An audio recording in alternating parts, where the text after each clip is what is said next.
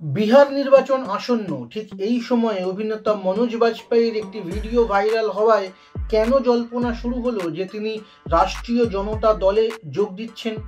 এই ভুয়ো খবরের নেপথ্যে আসল কারণটাই বা কি, জানুন কি বললেন অভিনেতা মনোজ বাজপেয়ী।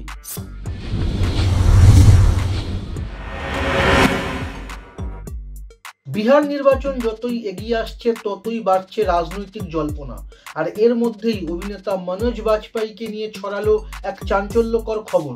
একটি ভাইরাল ভিডিও ঘিরে জল্পনা শুরু হয়, এবার নাকি আরজেডির হয়ে নির্বাচনে দাঁড়াচ্ছেন বিহারের সন্তান মনোজ বাজপেয়ী।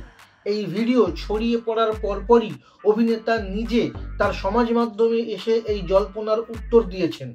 মনোজ স্পষ্ট জানিয়েছেন, এই ভিডিও সম্পূর্ণ ভুয়ো ও ভিত্তিহীন। তিনি মোটেই রাজনীতিতে যোগ দিচ্ছেন না।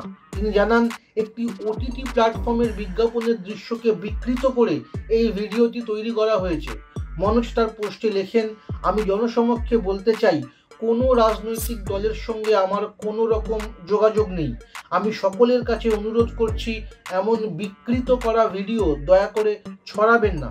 মনোজের এই পোস্টের পরেই সেই বিতর্কিত ভিডিওটি সমাজ মাধ্যম থেকে সরিয়ে দেওয়া হয়। উল্লেখ্য, বলিউডের অনেক অভিনেতাই সম্প্রতি এমন ঘটনার শিকার হয়েছেন। ঋত্বিক রোশন, করণ জোহর, অক্ষয় কুমার সহ অনেকেই তাদের ছবি, কাজ ও ভাবমূর্তি সুরক্ষিত রাখতে আইনের সাহায্য নিয়েছেন।